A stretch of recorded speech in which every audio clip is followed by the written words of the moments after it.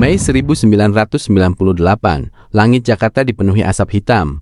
Pusat-pusat perbelanjaan terbakar, ribuan orang berlarian di jalanan. Suara sirene, teriakan, dan ledakan terdengar dari berbagai penjuru kota. Dalam waktu hanya beberapa hari, Indonesia mengalami salah satu tragedi terbesar dalam sejarah modernnya. Peristiwa yang dikenal sebagai kerusuhan Mei 1998 bukan hanya menyebabkan ratusan korban jiwa dan kerugian triliunan rupiah. Tragedi ini juga menjadi titik akhir dari pemerintahan Presiden Soeharto yang telah berkuasa selama 32 tahun. Namun apa sebenarnya yang terjadi? Mengapa situasi Indonesia bisa berubah begitu cepat dari krisis ekonomi menjadi kerusuhan besar? Dan bagaimana peristiwa ini akhirnya mengubah arah perjalanan bangsa Indonesia? Inilah kisah lengkap kerusuhan Mei 1998. Untuk memahami kerusuhan tahun 1998, kita harus kembali beberapa dekade sebelumnya. Sejak tahun 1967,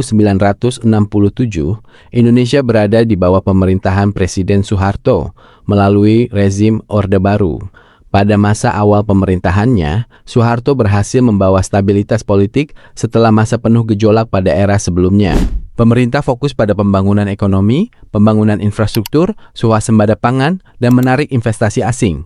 Selama bertahun-tahun, Indonesia mengalami pertumbuhan ekonomi yang cukup tinggi. Banyak masyarakat merasakan peningkatan kesejahteraan dibanding masa sebelumnya. Namun di balik keberhasilan tersebut, muncul berbagai persoalan yang terus berkembang. Kekuasaan politik sangat terpusat. Kritik terhadap pemerintah sering dibatasi. Media massa diawasi secara ketat. Aktivis dan kelompok oposisi menghadapi berbagai tekanan. Selain itu, isu korupsi, kolusi, dan nepotisme semakin sering menjadi sorotan. Banyak masyarakat menilai bahwa kekayaan negara hanya dinikmati oleh kelompok tertentu yang dekat dengan kekuasaan. Meski demikian, selama ekonomi terus tumbuh, ketidakpuasan tersebut belum berkembang menjadi gerakan besar. Situasi berubah drastis ketika badai krisis ekonomi datang. Pada tahun 1997, Asia Tenggara diguncang krisis keuangan yang bermula dari Thailand. Nilai mata uang berbagai negara jatuh secara drastis. Gelombang krisis kemudian menyebar ke Indonesia. Rupiah yang sebelumnya berada di kisaran sekitar Rp2.000 per dolar Amerika Serikat mulai melemah.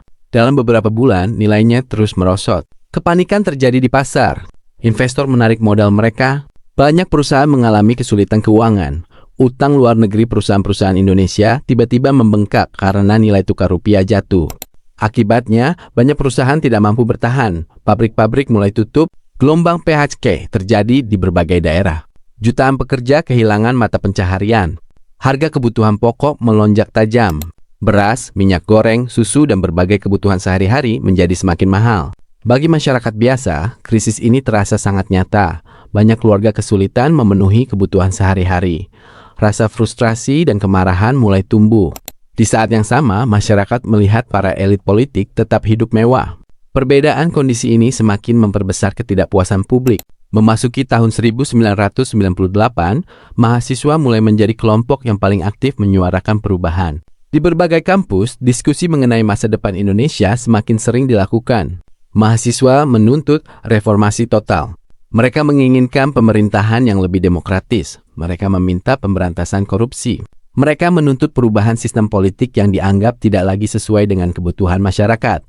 Aksi demonstrasi mulai bermunculan di berbagai kota, Jakarta, Bandung, Yogyakarta, Surabaya, Medan, dan banyak kota lainnya menjadi pusat gerakan mahasiswa. Awalnya demonstrasi berlangsung damai.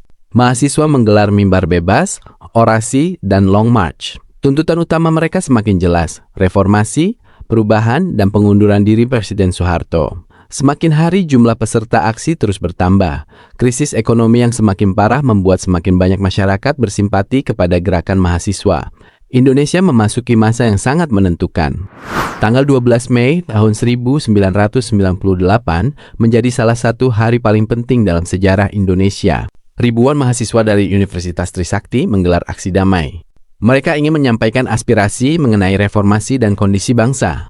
Aksi berlangsung relatif tertib. Namun menjelang sore hari, situasi berubah menjadi tegang. Terjadi bentrokan antara mahasiswa dan aparat keamanan. Dalam insiden tersebut, 4 mahasiswa gugur. Mereka adalah Elang Mulia Lesmana, Hafidin Royan, Heri Hertanto, dan Hendriawan C. Kabar kematian 4 mahasiswa menyebar dengan sangat cepat. Masyarakat terkejut. Mahasiswa di berbagai daerah marah. Peristiwa ini menjadi simbol bahwa konflik antara rakyat dan pemerintah telah mencapai titik yang sangat berbahaya. Pemakaman para mahasiswa dipenuhi ribuan pelayat. Tangisan keluarga dan rekan-rekan mahasiswa menggambarkan suasana duka yang mendalam. Namun di balik kesedihan itu, kemarahan juga terus tumbuh. Hanya dalam hitungan jam, Indonesia bergerak menuju peristiwa yang lebih besar. Pada tanggal 13 Mei tahun 1998, situasi Jakarta mulai tidak terkendali. Di berbagai wilayah, massa berkumpul. Awalnya terjadi aksi protes dan ketegangan di sejumlah lokasi. Namun kemudian berkembang menjadi kerusuhan besar. Toko-toko mulai dijarah. Kendaraan dibakar. Bangunan dirusak. Pusat-pusat perdagangan menjadi sasaran amuk massa. Api terlihat di berbagai sudut kota. Asap hitam membumbung tinggi ke langit Jakarta. Banyak warga memilih mengurung diri di rumah karena takut menjadi korban. Jalan-jalan utama dipenuhi kekacauan. Aparat keamanan kesulitan mengendalikan situasi. Kerusuhan terus meluas. Selama beberapa hari berikutnya, Jakarta berada dalam kondisi yang sangat mencekam. Pusat perbelanjaan dibakar. Gudang-gudang dijarah. Bank dan kantor mengalami kerusakan. Transportasi lumpuh di banyak wilayah. Sebagian masyarakat berusaha melindungi keluarga mereka. Sebagian lainnya berusaha menyelamatkan barang-barang berharga.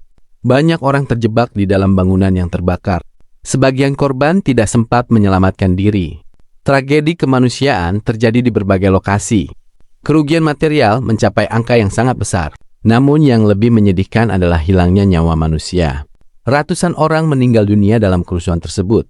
Banyak keluarga kehilangan anggota keluarganya. Dan luka sosial yang ditinggalkan terasa hingga bertahun-tahun kemudian. Kerusuhan Mei 1998 juga meninggalkan dampak yang sangat berat bagi masyarakat keturunan Tionghoa. Banyak toko dan usaha milik warga Tionghoa menjadi sasaran penjarahan. Banyak keluarga hidup dalam ketakutan.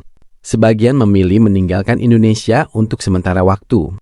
Peristiwa ini menjadi salah satu bagian paling menyakitkan dalam tragedi Mei 1998. Berbagai organisasi hak asasi manusia kemudian melakukan investigasi dan dokumentasi terhadap peristiwa tersebut. Hingga saat ini, berbagai aspek tragedi Mei 1998 masih menjadi bahan penelitian, diskusi, dan upaya pencarian keadilan. Sementara kerusuhan masih menjadi perhatian nasional, gerakan mahasiswa terus berkembang. Pada pertengahan Mei 1998, ribuan mahasiswa berhasil memasuki kompleks DPR dan MPR di Jakarta. Pemandangan tersebut menjadi simbol perubahan besar. Mahasiswa menduduki gedung parlemen. Mereka menyuarakan tuntutan reformasi secara terbuka. Media nasional dan internasional menyoroti peristiwa ini. Tekanan terhadap pemerintah semakin kuat. Banyak tokoh politik mulai menyatakan bahwa perubahan kepemimpinan perlu dilakukan. Situasi politik Indonesia memasuki fase yang sangat menentukan. Pada tanggal 21 Mei tahun 1998, momen bersejarah akhirnya terjadi. Presiden Soeharto menyampaikan pidato yang ditunggu seluruh rakyat Indonesia. Dalam pidato tersebut, ia menyatakan mengundurkan diri dari jabatan Presiden Republik Indonesia. Setelah lebih dari 3 dekade berkuasa, era Orde Baru resmi berakhir. Wakil Presiden B.J. Habibie kemudian dilantik sebagai Presiden Indonesia. Di berbagai tempat, masyarakat menyambut kabar tersebut dengan berbagai reaksi. Ada yang merasa lega, ada yang merasa optimis, ada pula yang khawatir mengenai masa depan Indonesia. Namun satu hal yang pasti, Indonesia telah memasuki babak baru. Setelah pengunduran diri Soeharto, Indonesia memasuki masa reformasi. Berbagai perubahan politik mulai dilakukan. Kebebasan pers diperluas. Partai-partai politik baru bermunculan. Pemilu yang lebih terbuka mulai dilaksanakan. Masyarakat memiliki ruang yang lebih besar untuk menyampaikan pendapat. Meski perjalanan reformasi tidak selalu mudah, banyak perubahan besar yang lahir dari peristiwa tahun 1998. Indonesia perlahan bergerak menuju sistem demokrasi yang lebih terbuka. Lebih dari 20 tahun telah berlalu sejak kerusuhan Mei 1998. Namun peristiwa tersebut tetap menjadi salah satu bab paling penting dalam sejarah Indonesia. Tragedi ini menunjukkan bagaimana krisis ekonomi dapat memicu ketidakstabilan sosial dan politik. Peristiwa ini juga mengingatkan bahwa kepercayaan masyarakat terhadap pemerintah adalah sesuatu yang sangat penting. Ketika kesenjangan, ketidakpuasan, dan krisis bertemu dalam waktu yang bersamaan, dampaknya dapat sangat besar. Karena itu, memahami sejarah bukan sekadar mengenang masa lalu, tetapi juga memahami bagaimana sebuah bangsa dapat belajar dari kesalahan dan membangun masa depan yang lebih baik. Kerusuhan Mei 1998 bukan hanya kisah tentang kerusuhan dan pergantian kekuasaan. Ini adalah kisah tentang krisis, perjuangan, harapan, dan perubahan. Peristiwa yang mengubah arah perjalanan Indonesia untuk selamanya. Dan hingga hari ini, pelajaran dari tahun 1998 masih terus relevan bagi generasi yang hidup di masa sekarang. Karena sejarah yang dilupakan seringkali berisiko untuk terulang kembali. Terima kasih sudah menonton. Aktifkan lonceng notifikasi untuk konten sejarah Indonesia lainnya. Dan jangan lupa like, komen, dan subscribe ya.